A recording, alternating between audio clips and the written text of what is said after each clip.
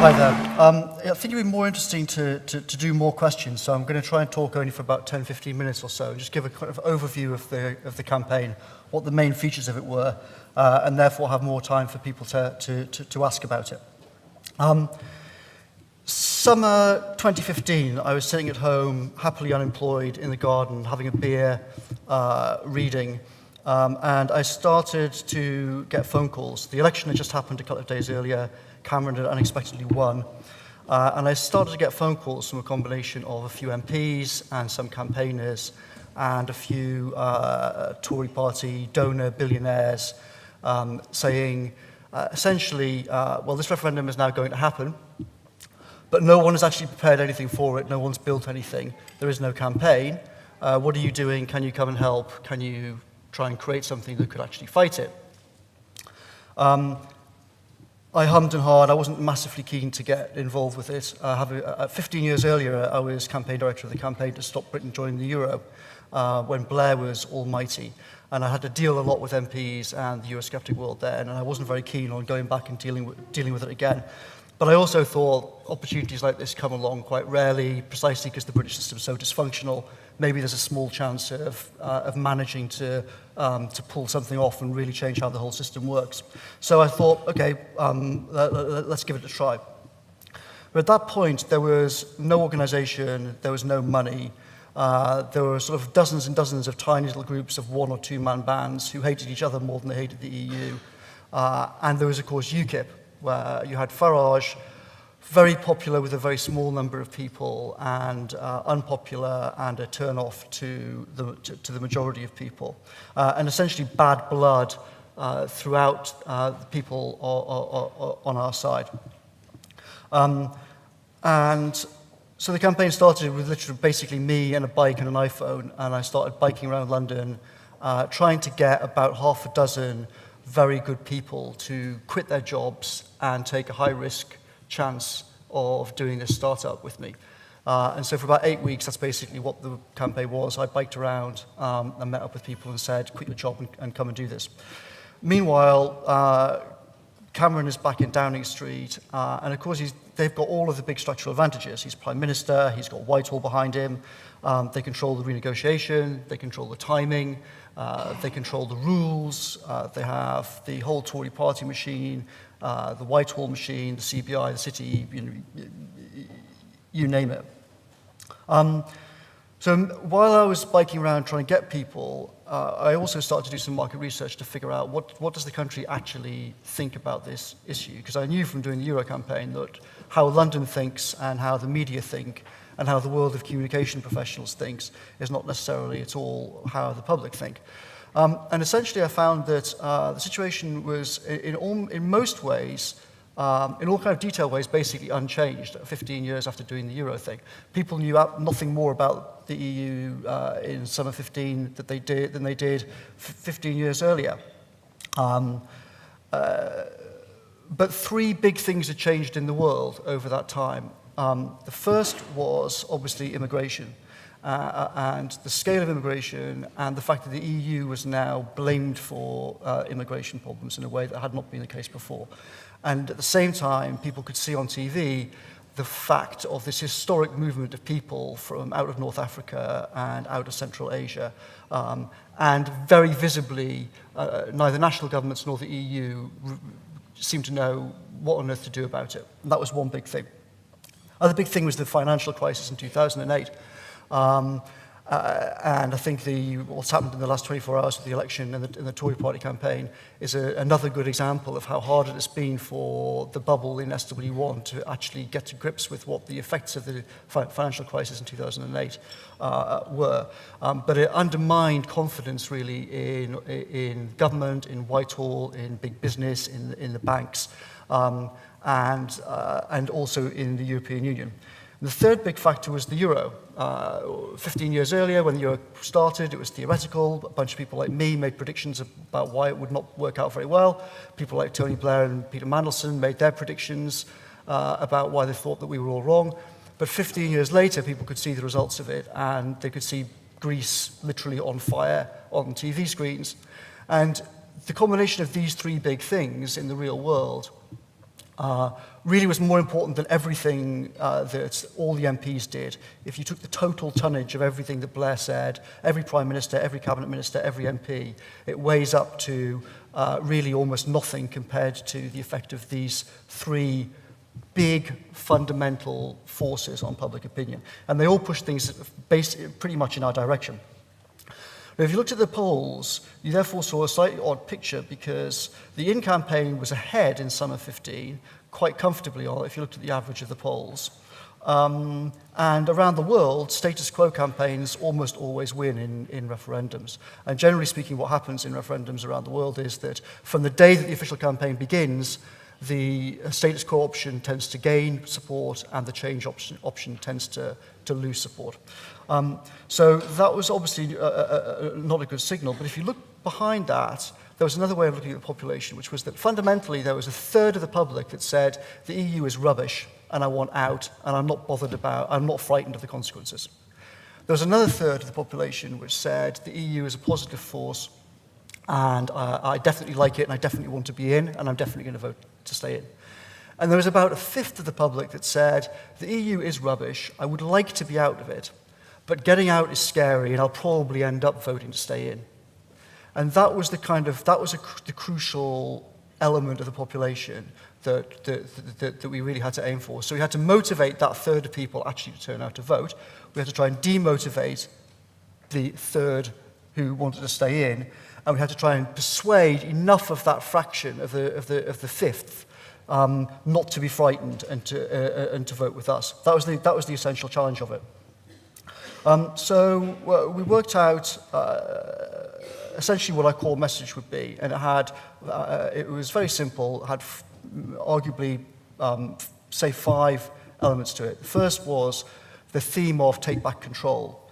Note the word back, triggering loss aversion, the feeling that something has been lost and we can regain what we've lost, which I think was interesting.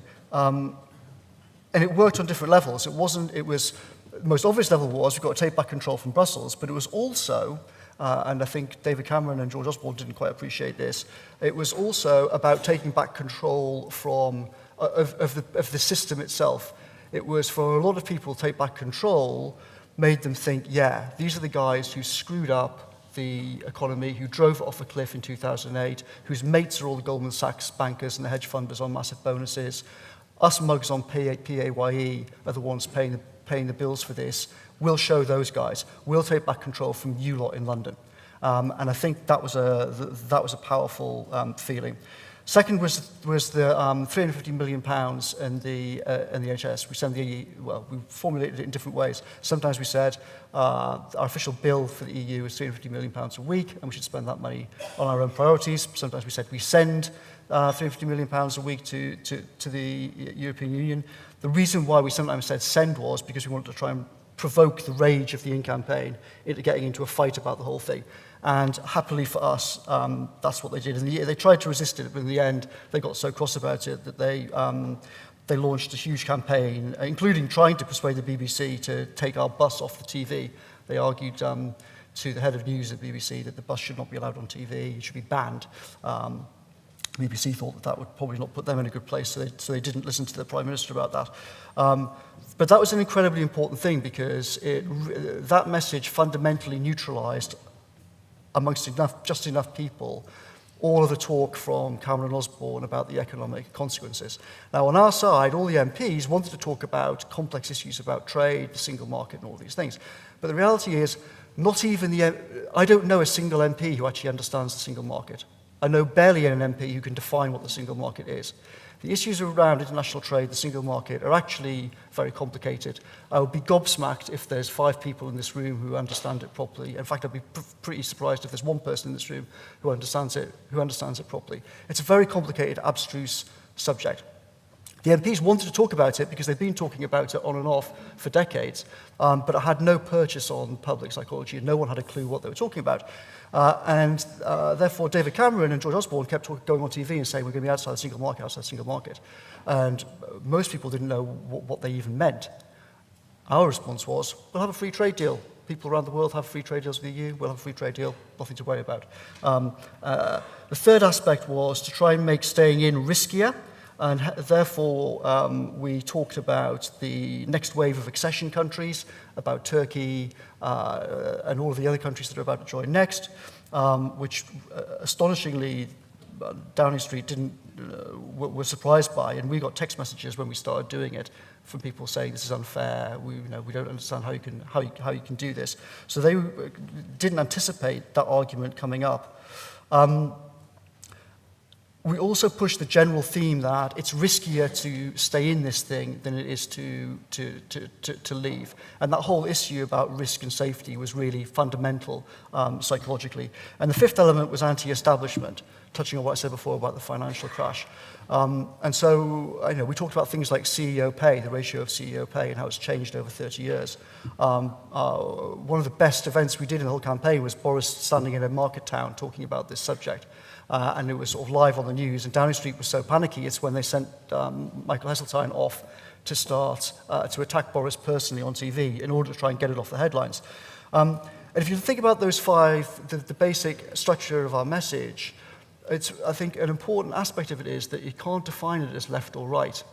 And politics in Westminster is absolutely always, and you'll see it in all the pundits who've been wrong about this election, will, over the next week, spin a whole set of theories which are also completely wrong, and it will all be predicated on this idea that the population is distributed in this line of people, and here's extreme left, and here's extreme right, and here's these people in this quote centre. And this is a dominant, or arguably the dominant mental model that people in Westminster have about politics, and it is empirically false. Now, I'd argued this for 15 years. Fortunately for me, Cameron and Osborne never listened and preferred to listen to all the pundits, and therefore they bought into this picture. But in fact, the public, in lots of ways, if you talk to an average swing voter, they are both more left-wing and more right-wing than most people in politics understand. So they would say simultaneously, confiscate property from people, put more money into the NHS, and have the kind of anti-terrorism and anti-crime policies that the vast majority of MPs in the Conservative Party would not support. But for all kinds of complex reasons, Westminster can't get this into its collective psyche. But the message that we constructed was done in such a way as to avoid this left-right thing, and therefore we had people from all different parties and with lots of different political beliefs able to unite behind this. But because of the structural disadvantages that I talked about, it was very hard for us to get a message across. David Cameron's Prime Minister, the BBC, and everyone obviously follows his news agenda. Until February, we didn't have any cabinet ministers. The media is totally obsessed with names, not arguments and issues. Doesn't care about arguments or issues. It cares about names and inside baseball. And we didn't have any big names at that point. Because of that, chicken and egg problems of everyone thinking we're going to lose, the Farage problem, no cabinet ministers speaking out, etc., it meant that it was very hard for us to get big business people on our side. So we had to do things, we had to take risks, and we had to do things in a slightly new way. So one of the basic things that I did was I brought in a team of physicists who essentially looked at campaigning from complete first principles.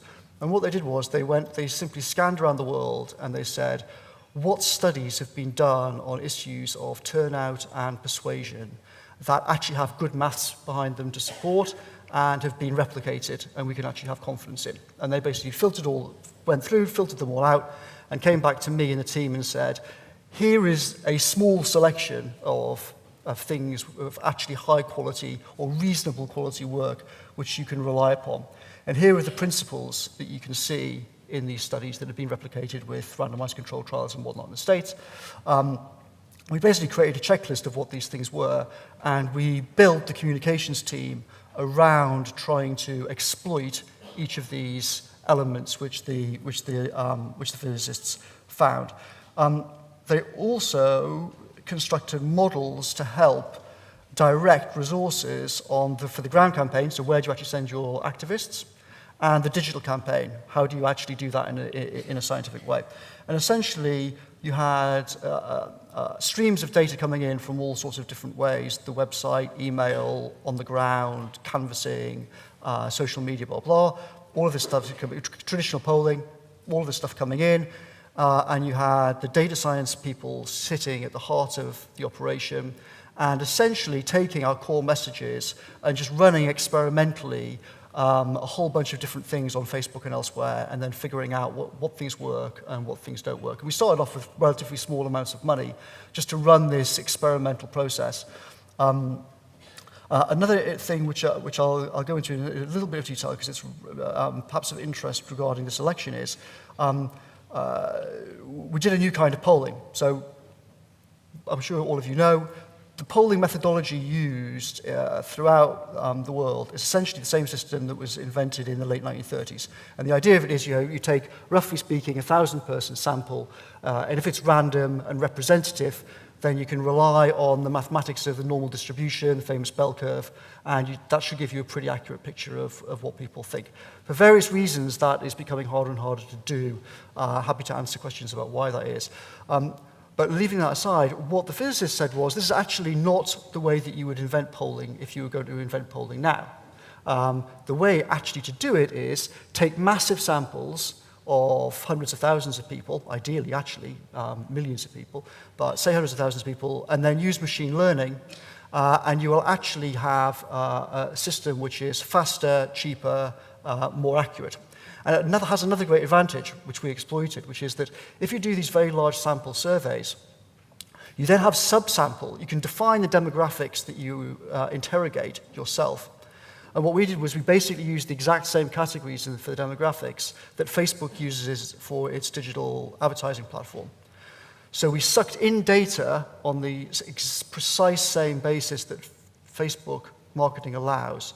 And then we had, therefore, large subsamples of the overall polling samples, which you could actually rely on. And then you could take that data and plug it straight back into Facebook. So we could say, for example, we will target women between 35 and 45 who live in these particular geographical entities who don't have a degree or who do have a degree or whatever, et cetera, et cetera. And because you've got very large samples, you can actually get useful information on those kind of relatively small breakdowns.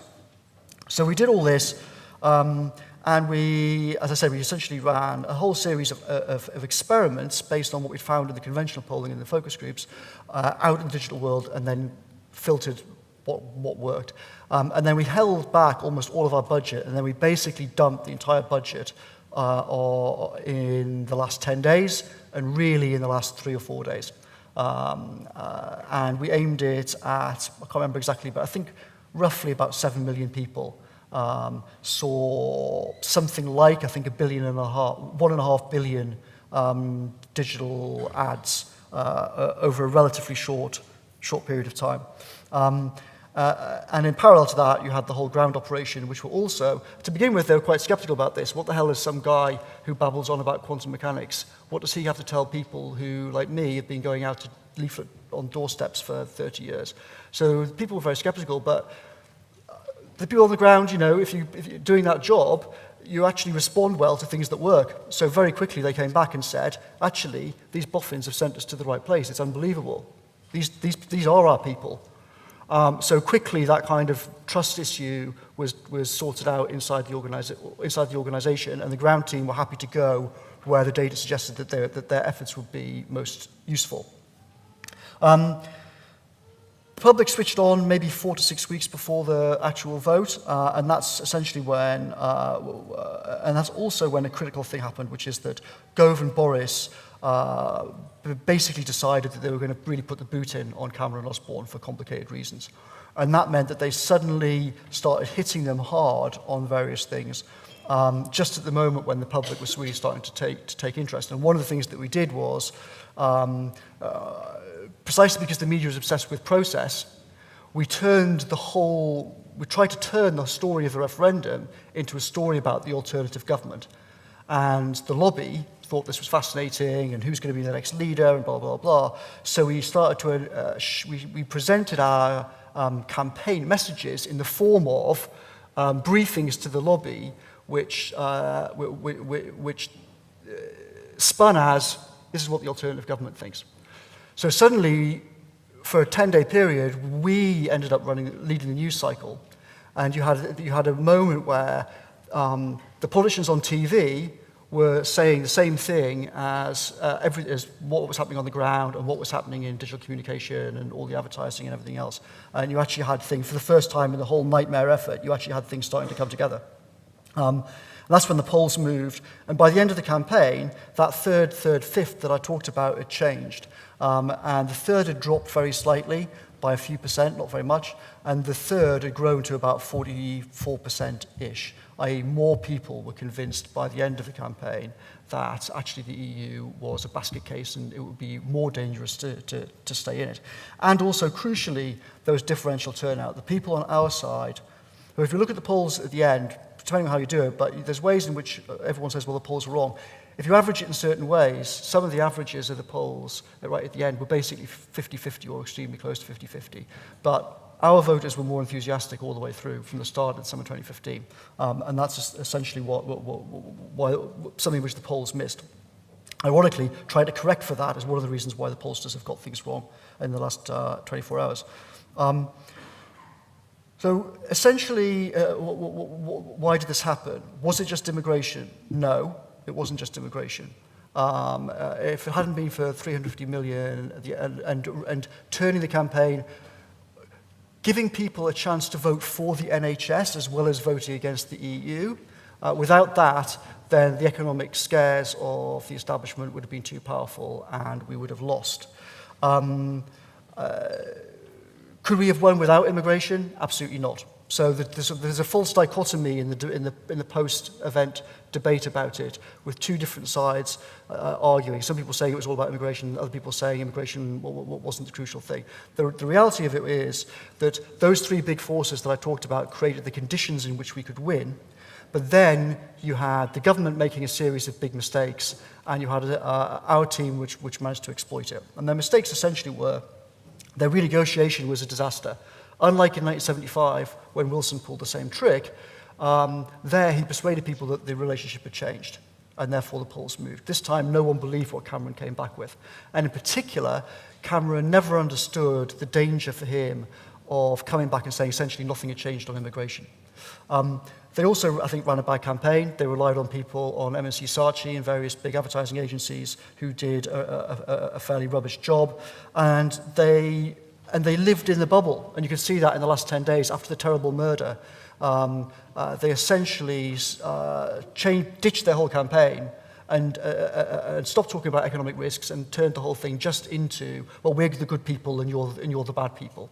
Because that was the self-reinforcing culture that you heard in London.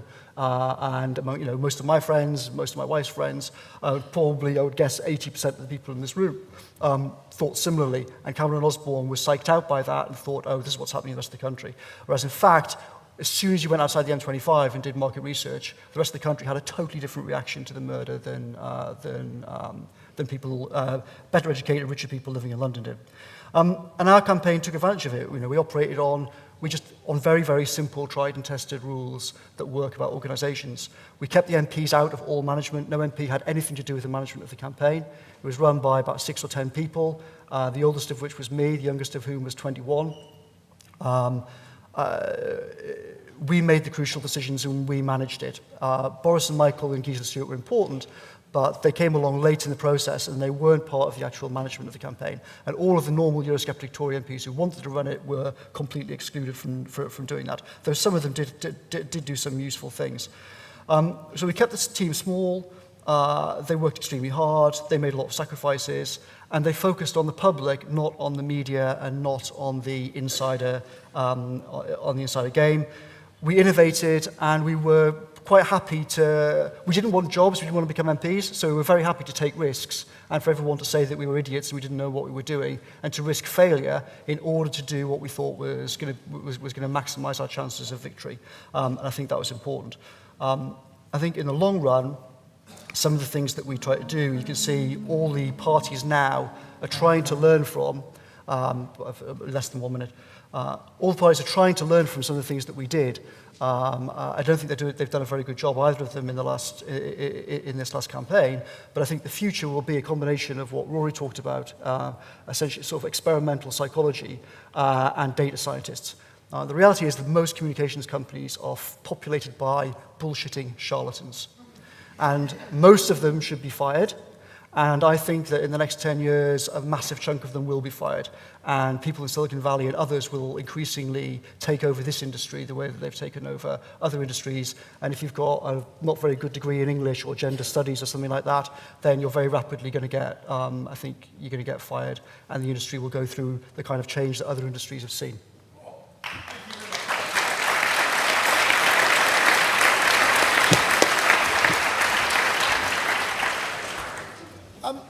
I mean, I'll wait for the questions to come up. I mean, one thing that did interest me is the concept of control, which I think is... actually, let's take the first question. Do you ever feel guilty about what you've done? No, not in the slightest. Perfectly fine. I think, for me, I mean, that's in a very short way. Fundamentally, pretty much the worst case scenario for Europe is return to 1930s-style protectionism and extremism. And to me, the EU project and the Eurozone project are driving the growth of extremism, which is extremely dangerous. And the single most important reason, really, for why I wanted to get out of the EU is I think that it will drain the poison of a lot of political debates. It will kill off. I predicted that if we get out, UKIP and Nigel Farage would be finished. That's an early gain for Vote Leave. As you can see, that's happened. That whole side of politics in Britain will go. Once there's democratic control of immigration policy, immigration will go back to being a second or third order issue, and that will be a very positive and healthy thing for the country. You guys are the educated population, and you are overweight being on the opposite side to Farage. You think, well, Farage is on that side, therefore I must be on the other side. And that's actually not a very rational way of thinking, but it's actually how most educated people thought about the referendum. There's a very interesting thing about control as well, which was, I was just going to say, one of the very few occasions I've ever changed my mind completely about something. I gave a talk at a charity conference, and the first person to come and talk to me afterwards was from a euthanasia charity. And my wife's an Anglican vicar, and I had a natural aversion to sort of assisted suicide. And they told me something which was fascinating, which is that of the people who go through the whole legal palaver for arranging assisted suicide, which takes many, many weeks and involves lots and lots of kind of verification, I always assumed that once the paperwork was signed, they called for the Swiss guy with a big syringe. No, 95% of them never go through with it. They don't actually want to commit suicide, they just want to know they can. And so control is something which has a value. It may be hard to put an economic value on it, but it has a very, very strong instinctive value. The feeling that we know we can do something, such as restrict immigration, is almost separate to your urge to restrict it. And you're adding the phrase back, of course, was a masterpiece of behavioural science. I mean, you also did quite a lot of work to keep Farage off the television. We did, exactly. So on the control front, I mean, I came up with a slogan, really, when I did the Euro campaign 15 years before, we developed the slogan then of keep the pound, keep control. And we never could beat that. So MSC, Saatchi, all these different big agencies came up with slogans, and they said, this is better than that, Dominic. And I'd say, well, let's see what the public thinks, and we go out and test it. We never came up with anything that beat keep the pound, keep control. So when I came to do this, I thought, well, let's just rehash that and sort of, let's start with that as a baseline and then see if anyone can come up with something better than let's take back control. No one ever did. So that's what we ended up going with. And it ended up with the thing being much more powerful than I certainly thought it would be when I started off with it. I mean, there is an ethical question about the bus. The promise to the NHS, was that a promise you were really warranted to make? So the issue about the bus and the NHS, one of the myths about that is that it was sort of invented by us and we never had any intention of doing it. But what I thought would happen is that if we won, Cameron would be finished, and Osborne would be finished, and there would be a leadership campaign, which I was right about. I then thought that Boris was a shoo-in to win, But then, of course, my old friend Michael Gove, I then went off north with my wife and new baby who'd just been born, thinking that Boris is obviously going to walk it, went up to Scotland. And then Michael threw this extraordinary curveball in and sort of took Boris out at the knees. And therefore, Boris didn't end up going in. But me, Michael, and Boris had talked about this in private before the vote, and actually on the day of victory in the vote leave office. So when Boris came in on the Friday 24th and punched the air and whatnot, he and I walked into this little room amid sort of beer cans and craziness. And I said to him, the first thing you do is say, we are going to meet this promise. And he smashed his fist down on the table and said, absolutely, no question about it. And if Michael had not taken out Boris, and that Boris had run as leader, I am 99.9%, I am as sure as I can be about pretty much anything, that Boris would have said, I will honour the promises that we made in this campaign. Because him and Michael were very aware of what they'd said, and they were aware of the dangers of them being seen to go back on it. And also, they also had the view that what's one of the core problems of the Tory party brand going back decades? NHS, and people think, by the way, and I think most people are right, the Tory party is run by people who basically don't care about people like me, right? That's what most people in the country have thought about the Tory party for decades. I know a lot of Tory MPs, and I'm sad to say, the public is basically correct. Tory MPs largely do not care about these poor people. They don't care about the NHS, and the public kind of has cottoned onto that. Boris and Michael realised this, and I think, not only from the self-preservation point of view, but also just from a political smart point of view, they understood the power of actually delivering. I'll just do one very quick question, literally one sentence or two sentence answers. If you'd worked on the In campaign, what would you have done differently to what they did? I wouldn't have had the whole thing fronted by Cameron and Osborne, which was just a very narrow thing. I would have built a different kind of coalition and had different faces dominating far more on TV. And then the final, it was up there a little earlier, if you'd been on the May campaign in the last few weeks, what would you have told them to do? God, I've been in California I haven't even seen the campaign, I can't really say, but I think as far as I can tell, having just come back and looked at it, I can't see that the Conservative Party were actually offering anything to anybody. They didn't have anything to say about the NHS other than more austerity. I don't know, can anyone tell me anything that the Tory party was promising of any value? There was no upside at all, as far as I can see. No. Thank you very much indeed. Thank you.